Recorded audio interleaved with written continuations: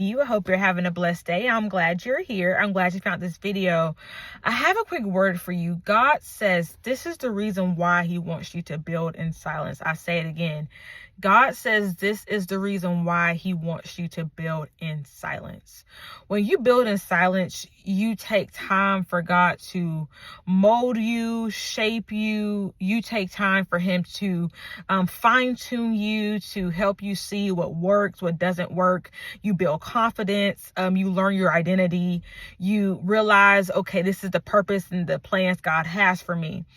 Oftentimes, if you prematurely promote yourself or you prematurely share with the world things that you're working on, 9 times out of 10, you're going to come across individuals and people who may be very well intended.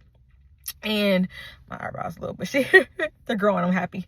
But oftentimes you're going to find that some people who may be well intended are not going to see the vision. They're not going to see the calling. They're not going to see where God is taking you, what he's doing.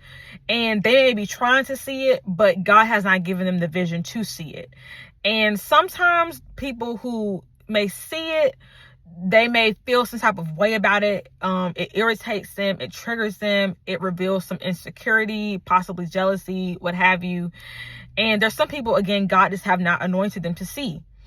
And if you are someone who promotes everything to the public, you don't build in silence, that feedback that someone tries to give you, or that response that someone gives you when they find out that you've been working on this project, you started that business, you took your kids out of a public school and put them in a private school or what have you, you're going to find that their feedback is going to come off very hurtful. It can be discouraging. It can make you question things, and it can just create a very complex and complicated situation.